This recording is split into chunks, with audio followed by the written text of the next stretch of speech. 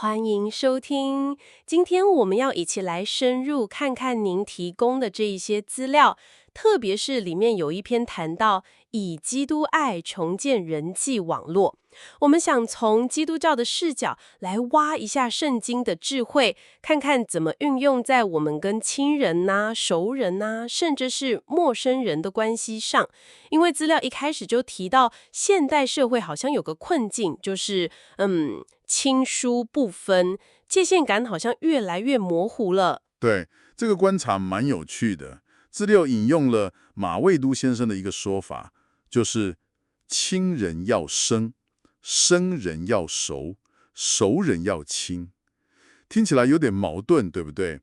但资料接着就点出，圣经其实提供了一个很不一样的框架，核心是基督之爱。基督之爱，根据资料的描述，这不是感觉上的爱哦，而是更主动、愿意付出，甚至带点牺牲的，目的是为了对方真正的好处。了解，这个定义很重要。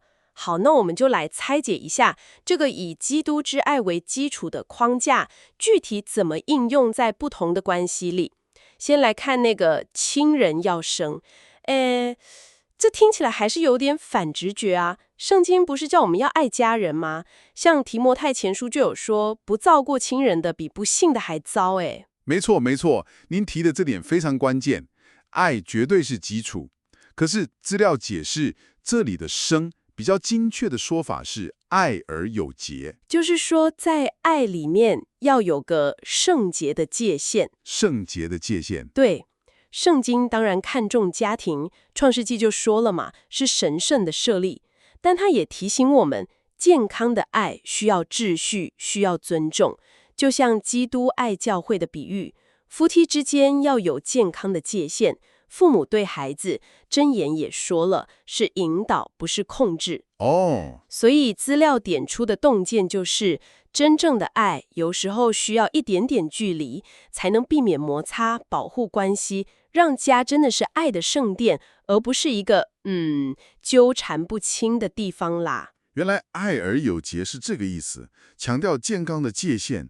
这听起来确实能回应一开始说的亲人太黏反而问题多的状况了。好，那接着看熟人要亲，这个又要怎么理解呢？资料里不是也提到吗？雅各书说舌头是火，哥林多前书也说滥交败坏善行，这样要怎么亲？问得很好，这里的亲，资料把它定义成真而有爱，关键在于真理中的生命连结。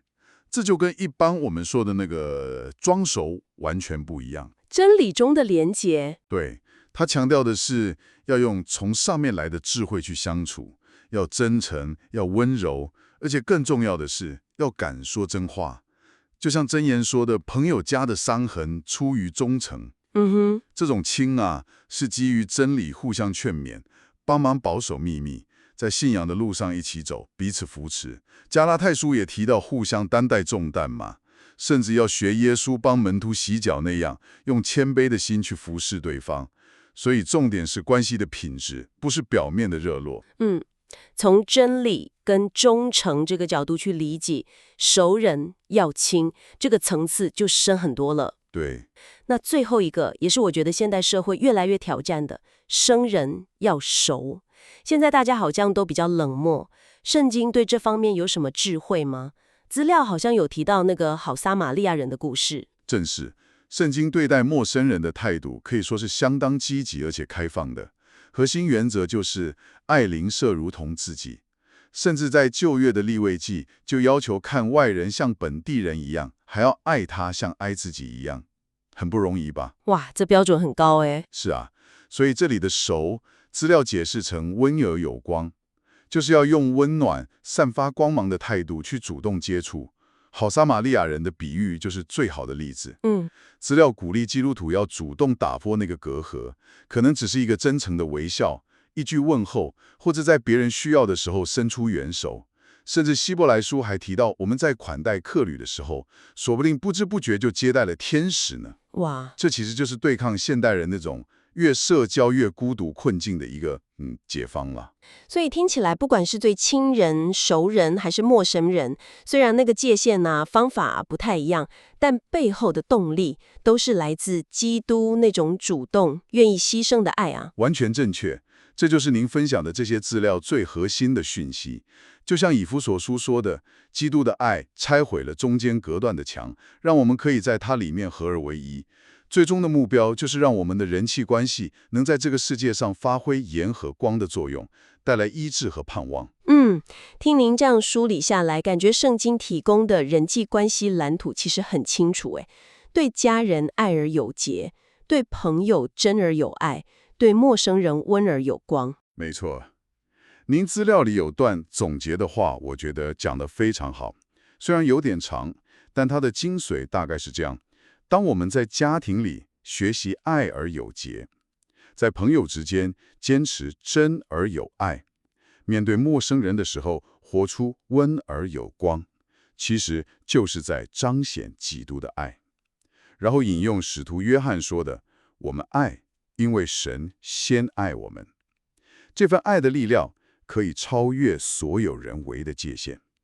在这个价值有点混乱的时代，基督徒的人际关系应该要像盐和光，就是要以基督的心为心，在亲人中带出平安，在熟人中建立真理，在陌生人中传递希望。目标是让别人看到我们彼此相爱，就认出我们是跟随基督的人。这样子，我们的生命本身就成为一个活的见证了。这段话提炼之后确实点亮了实践的方向。这次的探讨真的让我们看到圣经的智慧，对我们看似复杂的人际关系，其实提供了既有原则又充满生命力的指引。是的，我觉得关键就在于抓住基督之爱这个根本，然后学习在不同的关系里面用合适的方式去表达和实践。那么最后也留给您一个问题思考一下，在您现在的人际网络中，可能是家人、朋友、同事、邻居，甚至是每天擦肩而过的陌生人，哪一部分让您觉得最有挑战？或者说，最需要尝试运用我们今天谈到的爱而有节、真而有爱或温而有光的哪一个原则呢？感谢您的收听，我们下次再见。